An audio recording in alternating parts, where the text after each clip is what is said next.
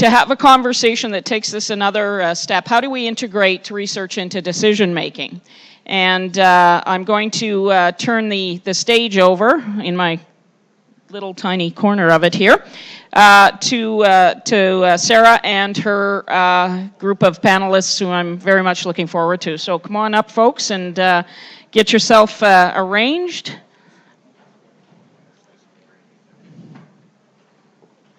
Looks like an unruly bunch. Good luck. Thank you so much.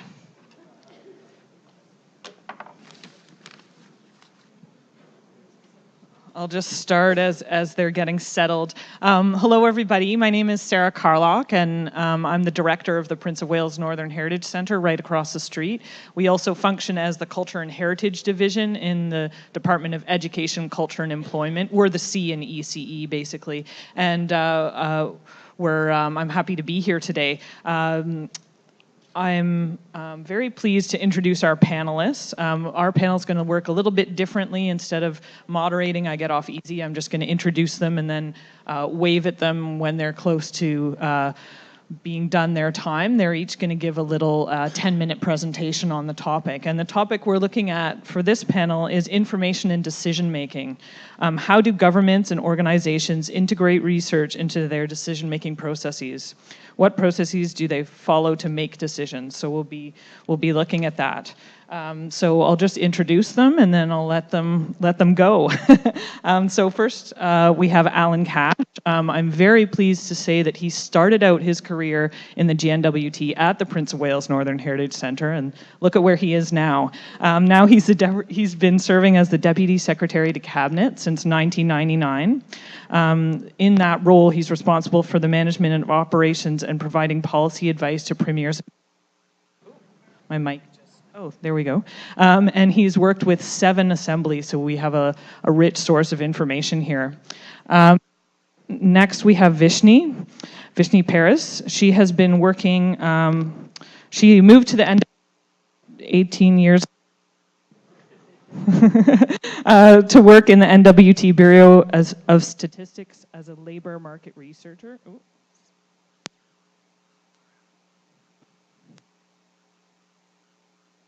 Difficulties. Better now than in a couple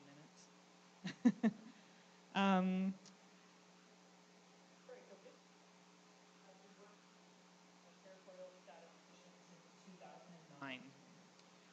She's also held a position as the social and demographic statistician. Finally, we have David Wasylciw. He is an advocate of open government and also using technology to work for open government. He's the founder of Open-NWT, which is a nonprofit that works to make government info more accessible and open to the public. He's also provided technology and political strategic advice in the Northwest Territories in Ontario. And I'll be just sitting down there and I'll wave at you guys when your time's almost up.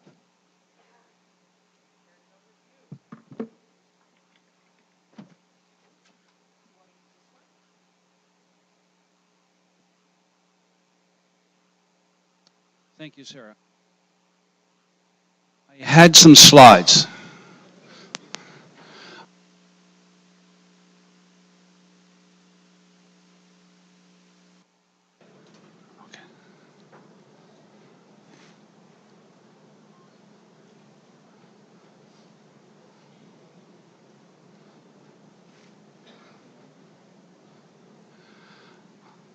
I can speak without slides if that's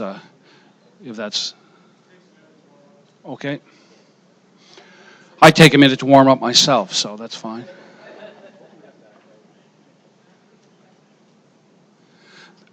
The slides I offer today are from a workshop on policy development that I offer to the GNWT and to some NGOs and others who have been interested over the time. So I'm not going to follow them religiously and go through them quickly. My time is about 10 minutes.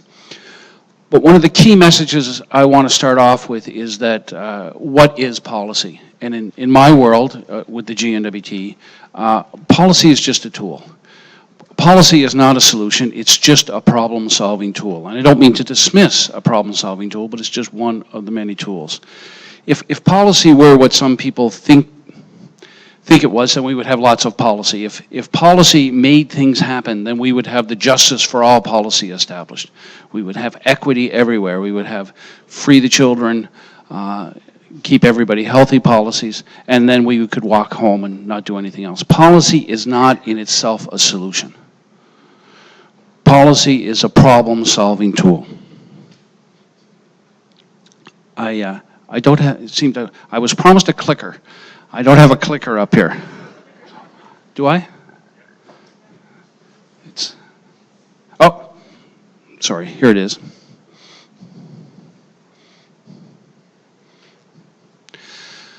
There are many definitions of policy, and there are probably as many different definitions of policy as there are policymakers. But within the Government of the Northwest Territories, we have a legislative definition, which is a public commitment to action or inaction. That's how we define policy in our legislation. Public commitment is very important. It's not an internal commitment. It's not a procedural thing. It's not how we implement stuff within the GNWT, but the public commitment to action. It's not just a position. It's not just a belief. It's to carry something out, a particular action or an inaction. There are several examples of inaction. The non-smoking in the workplace policy is an example of a commitment to inaction. Some might accuse the Government of the Northwest Territories of being inactive on a number of fronts, but we don't have policy to cover every one. The objective, as I opened, is problem solving. If you don't have a problem, then you probably don't need a policy. If you start a policy without a good understanding of the problem, then you're going in the wrong direction. Policy cannot be constructed in the absence of context. Policy cannot be constructed, good policy cannot be constructed isolated from the problem, isolated from the real world.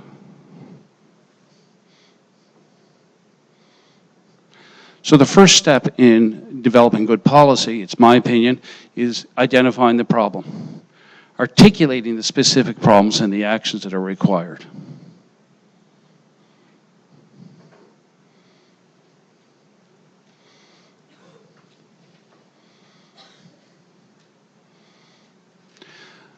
We advise people in our workshop that good policy is not simply a statement of principles, a position or a set of procedures. It's much more than that. It's the commitment to action. A principle is a philosophical underpinning of intent, and principles are very valuable. They're the values you bring to solving a problem, but they are just values. They're not by themselves a policy. From a policy perspective, a position is essentially an opinion, a point of view, but it is not the policy itself. So one might have, the Government of the Northwest Territories might have a position on offshore oil exploration, but it's not something that is controlled by the Government of the Northwest Territories. It's important to advance the position, but having the position does not constitute a policy. I don't know if you're able to read the bottom line. Procedures are operational and are focused on the how as opposed to the what. Procedures are about how to do. They're not what to do. Procedures are not the public commitment to action.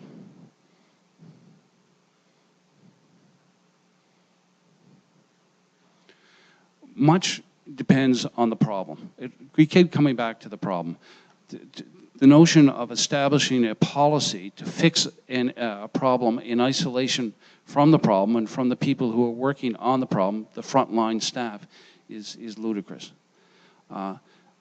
What a policy looks like depends on very much on what the problem is. Does that make sense? It requires research, and it requires stats, and it requires data, and this is what my fellow panelists are going to speak to in a moment.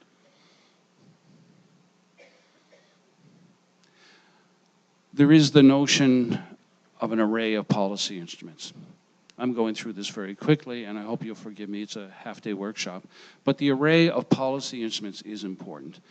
We have at different times engaged in debate about whether this is policy or whether this is not policy.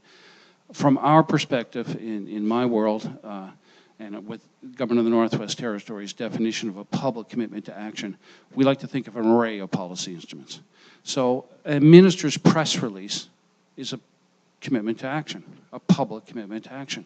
A piece of legislation at the other end of the spectrum is a different sort of public commitment to action. But in all cases, these are policy instruments, because they come back to the touchstones: public commitment to action or inaction.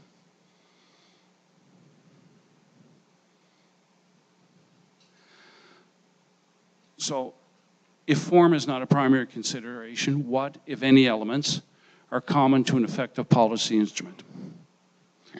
What action is being undertaken? Who will act? Who will the action impact? And who will be accountable? One of the big differences, in my opinion, between a policy and a position is that a position doesn't usually address these questions of what action is being taken, who is responsible for that action, who will it impact, and who will be held accountable. Other elements common to our policies in the Government of the Northwest Territories are the principles and the methods to be followed and the resources to be used. There's no magic here, and it can be presented in any number of ways.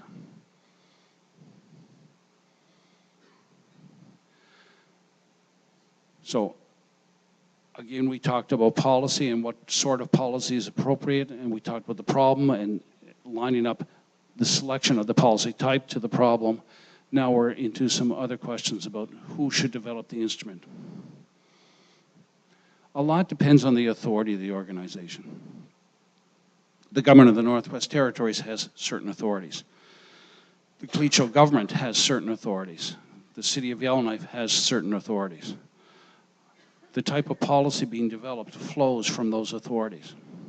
The Government of the Northwest Territories cannot bind the Clecho government in a policy in an area of jurisdiction that the Clecho holds exclusively, nor can they bind the federal government. So a lot depends on the authority of the organization establishing the policy. I'm looking for Sarah now because, there we are. 2 minutes? Thank you. So in developing policy, one has to consider, are we influencing another action? Are we recommending action? Are we directing action or requiring action? Are we prohibiting action or enabling action? These are 6 of the key questions that are asked every time we develop policy. If it is a decision that rests with the IRC or with Canada or with the Government of Alberta, then perhaps we're looking more at a document that influences, because you can't direct these parties. If it's part of a multilateral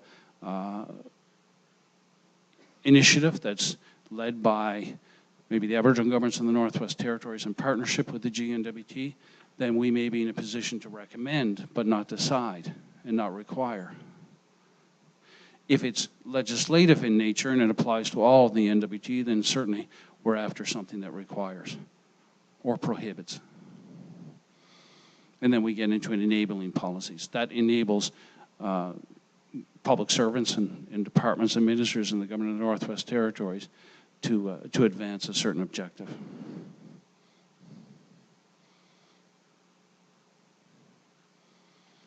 The drafters also have to consider, and this is very important, how the policy will be implemented, how it will be monitored, and how it will be enforced.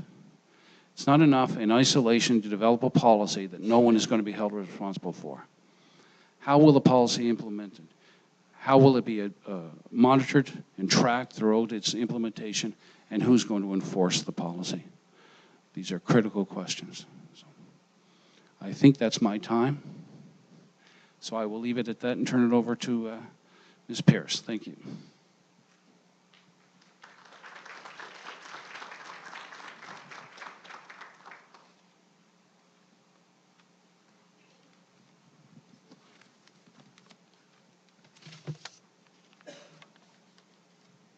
So I too have a presentation somewhere.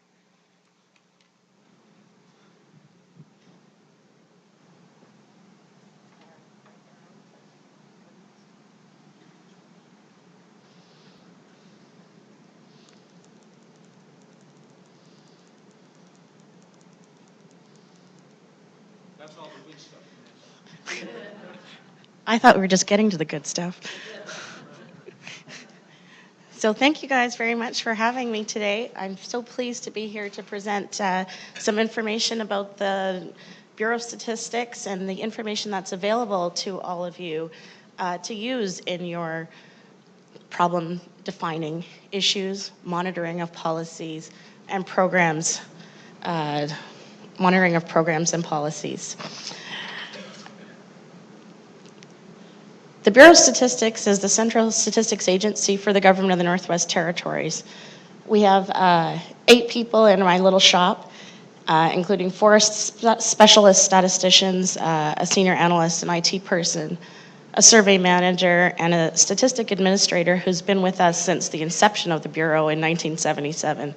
So she's just a wealth of information.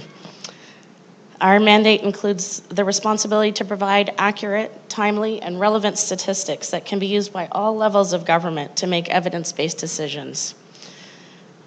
I like to think of our role as to provide everybody with reliable statistics, anyone at all to use. And part and parcel with that is the responsibility to help people understand the data as well as its limitations and how best to use it. Where do we get our data from? We have a number of sources. Our biggest source is Statistics Canada. They do a lot of data collection in the Northwest Territories. We also work closely with departments in the GNWT to look at our administrative data where possible and leverage the information that can be found within those very valuable data sources. When necessary, we do raw data collection through surveys. We also do some modeling, which, see us strutting down the runway with our numbers. But we have a population projections model. We have an input-output model. These are all just a variety of different sources that can be used to help address some of our data needs and look at what's happening in our economy or projecting into the future in terms of our population. Our primary mode of dissemination is our website. So we just got a little picture of our website up here. And along the side here, this circle shows how we organize it. Now this is the way I organize my entire life because I love thinking about things and statistics by subject. So the economy, and there's a variety of things underneath there, GDP, education, we've got highest level of schooling, graduation rates, all kinds of neat things under there, environment, health, housing. Hopefully, when you come to our website, you can find whatever it is that you would like to find there. Now sometimes we do, just to keep you on your toes, we hide things. So sometimes, and I hope you will do this often, when you can't find something on our website, give us a call and we can hopefully help you find where we've hidden them. Actually, we just like talking to you guys, so we get bored looking at each other and our numbers, so. I didn't want to just talk to you about where the data is and how it is, and without throwing up just a couple of very quick slides. So this one shows the characteristics of the population in the NWT. 51% of us are males, 49% are females. I think we should put that on our come make your mark, move to the NWT, because, good dating service, I think. 50% of us are Aboriginal, 50% non-Aboriginal. Again, that's going to change depending on where you are in the Northwest Territories, but just overall, it's good to understand we're a 50-50 split. And where do we live? 47% of us live in Yellowknife, 21% of us live in the regional centers. That's Fort Smith, Hay River, and Inuvik. And the rest of us live in the smaller communities.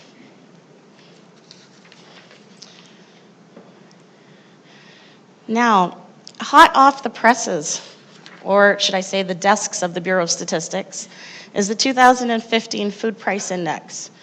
So last summer, we went out to all the communities in the Northwest Territories and collected prices on food, various types of food. And we take those and compare them to Yellowknife. So in this particular graph, the basket of goods would say, for example, cost $100 in Yellowknife, and that exact same basket of goods costs almost twice as much, or nearly $200 in Coville Lake. So you can see it's quite a range of prices, of costs, and not surprisingly, the communities that are harder to reach tend to have the higher prices. I'm going to bring you back to our website now for a second here, because when I went and showed you all the statistics by subject, we do have community level data within those, but sometimes it's easier to go through. There's another link there down, and it's called Community Data. And if you click on that, it'll bring you to this lovely map of the Northwest Territories, and you can click on any one of the communities here. So, for example, Aklavik. And it'll bring you to a little description about Aklavik. But really what you're interested in are those profiles on the right-hand side. And there's statistical profiles. There's in a variety of information from number of births, deaths, population, highest level of schooling. It's all in one spot. You can download it in Excel. And then there's a couple of other things. There's a nice little poster that we did up for each of the communities from our 2014 NWT Community Survey, and it really is the best product to find all of the information for the Northwest Territories. They're available for all 33 of our communities. We also have one available for DLO, and they're updated a couple of times a year as soon as new data gets available. There's one other publication at the bottom that you'll find on our website, and it has all of the data for all 33 communities, and it's regionalized as well. So for the Tlechot, there'd be the Tlechot data, and you can download that as well. So how am I doing, Sarah? Oh, I have 3 minutes left. Wow, I can stretch for another. Okay, some of our upcoming projects, our new population projections are going to be coming out soon. They're based on the latest population estimates, and those are available by age, sex, and ethnicity. We're just about to put out a regional occupational demand forecast. So that looks at what kind of jobs we're expecting to have available in the next couple of years and the skill levels associated with those. We just saw the food price index. We did a northern market basket measure. I don't know if anybody knows what this is, but essentially it looks at a market basket measure. They do it all the way down south, or sorry, all over down south. It looks at the cost of maintaining, let's say, a family of four, a modest lifestyle. So we did one in 2012 for Yellowknife, and right now we're trying to expand that out to all of the communities. There's a number of interesting factors that you have to take into account, like, you know, what do you do with transportation? How do you price transportation out? And a variety of different things that need to be looked at. You can't really buy clothes necessarily in all of the communities, so how do you price that out?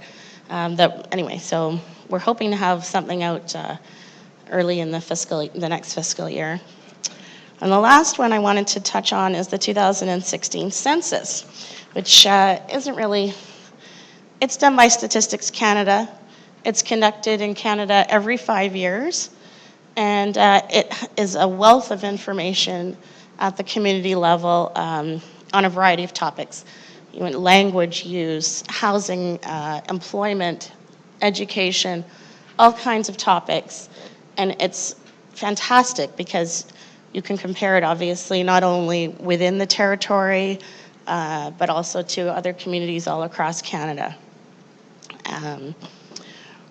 It also forms the basis of our population estimates. which of course feed into our funding models and everything like that. So it's really important that when Statistics Canada comes, that we fill in our census forms. If you're in Yellowknife, we want to fill them in online as fast as possible. And if you're outside outside Yellowknife, canvassers will be coming to your house to collect the data in person. Early enumeration is already underway, so everything in the Statistician except for Norman and Beaufort Delta, except for Inuvik and Norman Wells. And regular enumeration will occur in May 2016. So keep your eyes posted for those census friends. And, and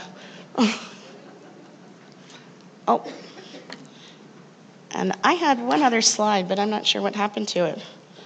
Maybe I got excited and skipped too far, but anyway. Ooh, it was my contact information. So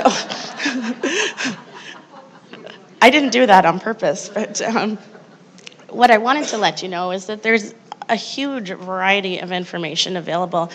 I feel like in the Northwest Territories, we're super lucky because we have the census information, plus the Bureau of Statistics does its own kind of census-like survey every 2 to 3 years, interspersed with the census, every 5 years, but interspersed with the census, which means that every 2 to 3 years, we have really great community-level data, which can be used for all kinds of things to support our proposals, our projects, our programs. And I really encourage you to visit our website or call us, although my information isn't there anymore, but you can find us if you search Statistics NWT. We're the first one that comes up. Okay? Call anytime.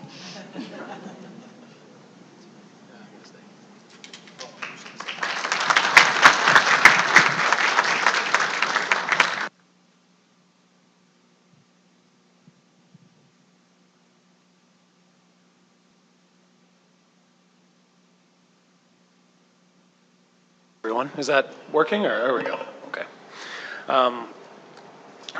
To follow up on Alan and Vishni's both presentations, I'm talking about open government and a bit about what I'm doing with Open NWT.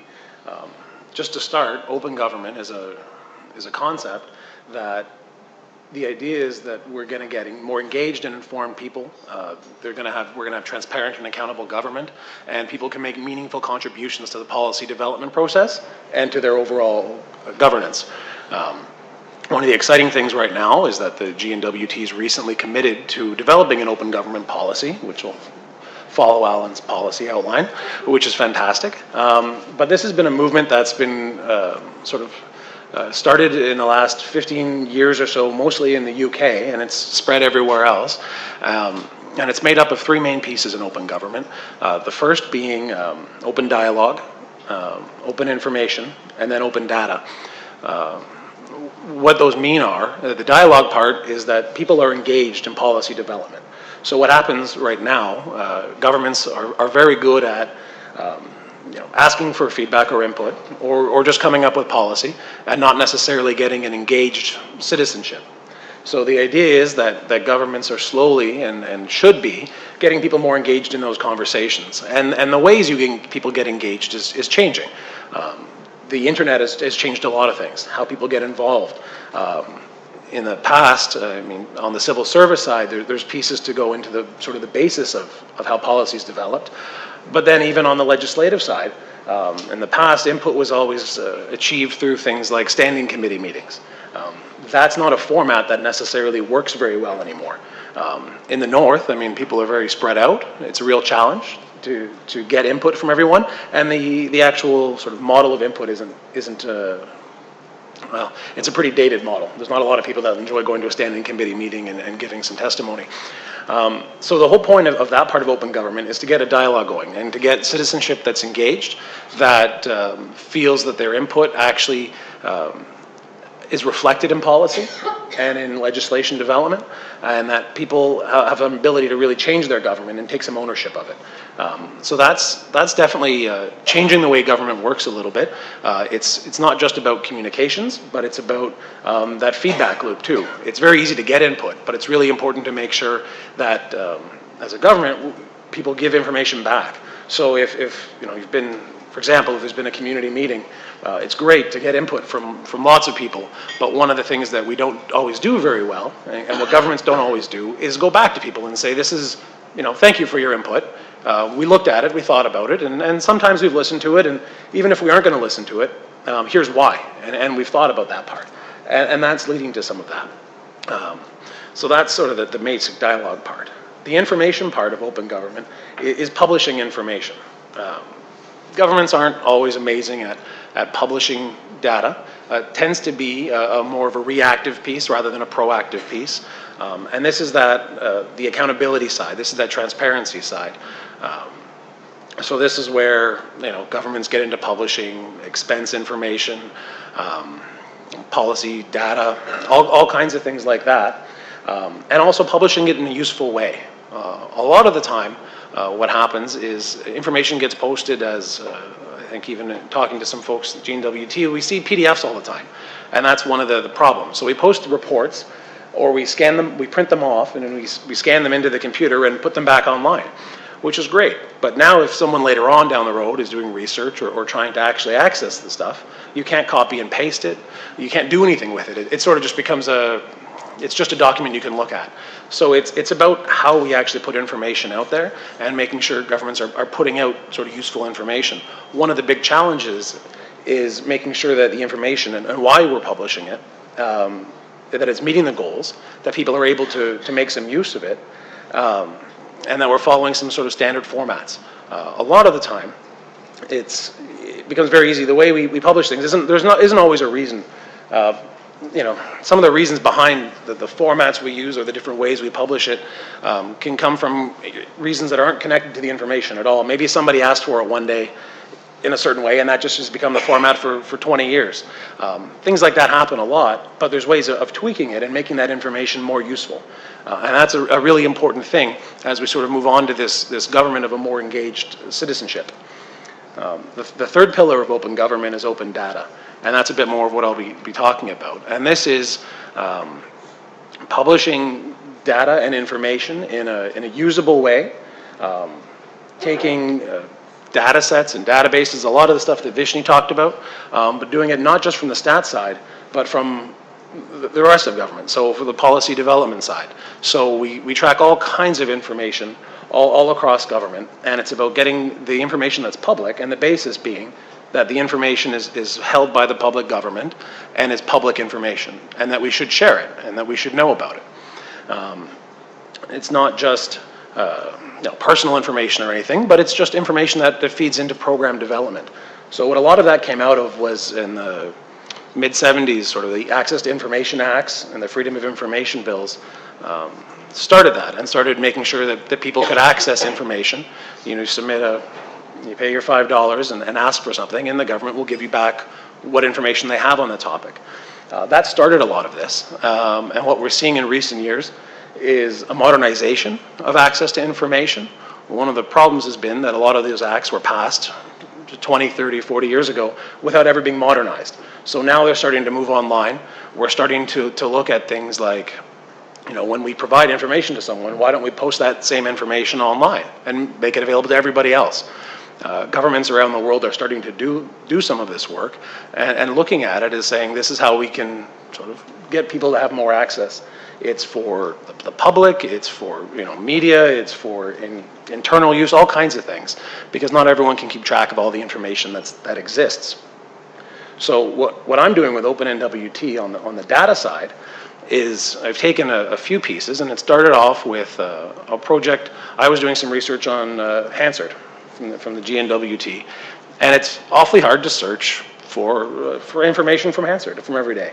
It's not really searchable. We had a 40-page PDF posted from every day for the last 20 years, with no easy way to access any of that. So what I've done, and it's available for free on the website, opennwt.ca, is taken that information, put some structure to it, and put it in a database and made it searchable. It's not a technical concept, but it makes it searchable and easy, and it lets us do things like search for the number of times words are used, or the number of times people have been speaking, or the number of times all sorts of things have happened. just now it's getting to the point where you can, put your name down and get an email when anytime somebody mentions a particular phrase in the House, you'll be able to get emails. It's a concept, it's being used around the world. So some of these tools that exist for this started in the UK, Australia. They exist federally in a few provinces. But the idea is just that we're trying to make spoken word more user-friendly, more searchable, and more accessible. That hasn't happened by default for a number of reasons, but we're trying to demonstrate how simple it can be to keep it going. And I know it's interesting the different audiences that can find for this data. So a lot of the time government does things for the public and says, okay, we'll put this information out. But what we don't always do sometimes is look at what our internal uses are. So, for example, with Open-NWT, we started the Hansard project thinking, boy, this is great for people outside of government. They can really keep track of things because they don't have another way to do it. And it turns out some of the biggest users are people inside government because it's easy to access, and it's not just on the civil service side, it's politicians saying, hey, what did I say? How do I find that? How easily can I access it? And that's been a huge boon to it. Another part of information that they've done with Open-NWT is taken government contracting history. So what happens now is the GNWT publishes a 400-page report every year of every contract they've issued over the previous year and all the data around it, what community it's based in, how much they spent, where they spent it, all that sort of thing. And it's this huge compilation every year. Well, we took all that information and put it in a database and made it searchable for the last 10 years.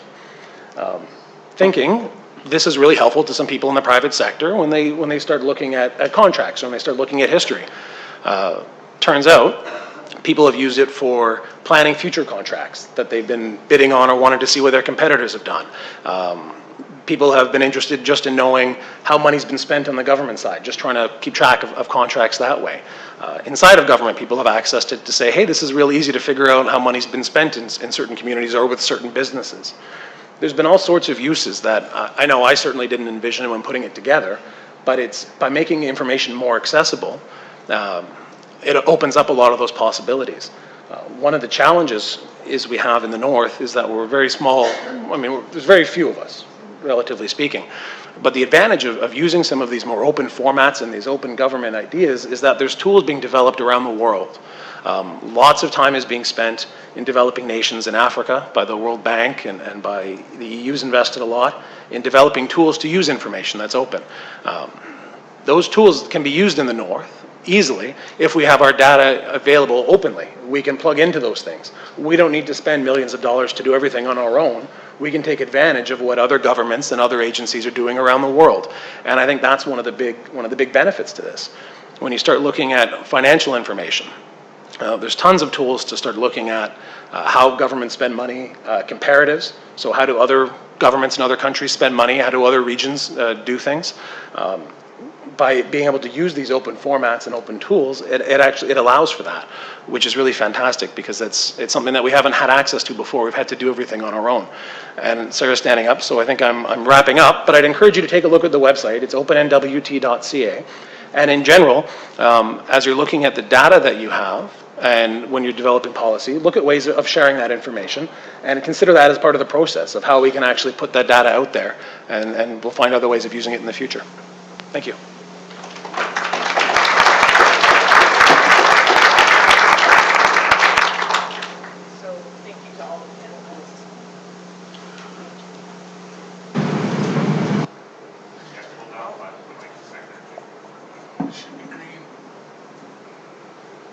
It's green. Okay. Hello? Yes, perfect. So thank you again to all the panelists. Applause for all three of them. And we do have about 8 to 9 minutes for questions before we go to lunch. So if anybody has questions, again, there's the microphones roving in the crowd there.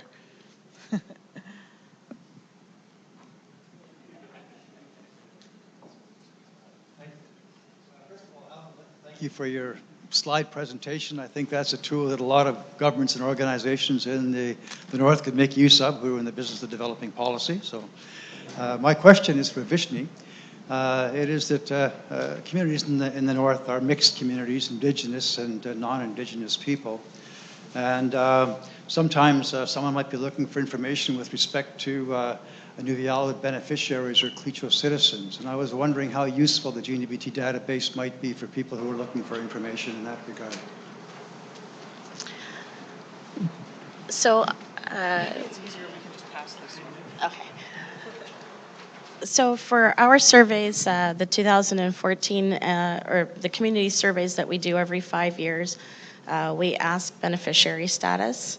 So, you know, are you a beneficiary of one of the settled land claims, or do you expect to be a beneficiary of one of the other ones? So any of the data that we would have could be cross-tabulated with that information. So there's actually quite a bit of information out there from there. I know that there was some talk about adding some of that beneficiary status to some of the other GNWT administrative data sources, but I don't think that's come to any fruition yet. I must be becoming an elder. They always do this. All the signs are there. 23 more days. Then I'll turn into an old pumpkin. I just wanted to say, Vishni, that when we were doing devolution, your work was so absolutely necessary in us getting the numbers right for distribution of money. And I know Bob Simpson, I don't know if he's here, but the Clicho, Bob Simpson and ourselves worked with you and the government as well to try to get the numbers right. And it's a good thing to be at the table on those agreements where you're actually talking about your input on getting what you think is equitable and the rightful amount for your people. So I want to thank you, and I also want to ask you if there's a way to fix the federal government's accounting on what Aboriginal people get. No pressure.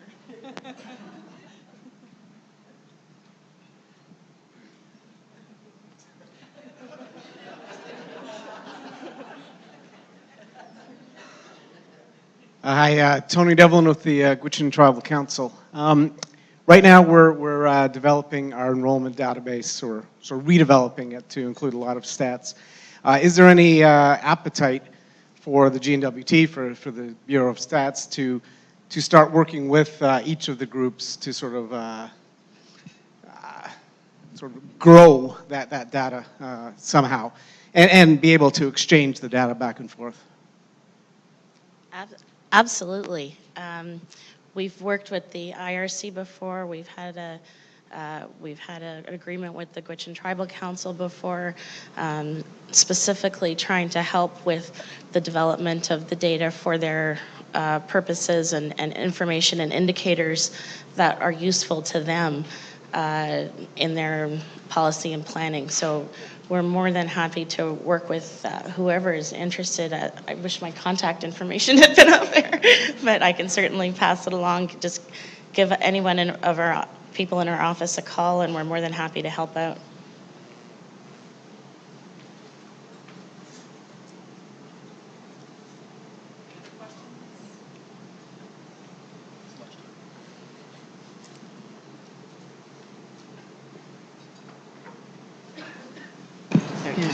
Okay, thank you. My name is Stacey Menzies with the Review Board, and one of the many jobs that I do is the ATIP request, and this question is for Dave.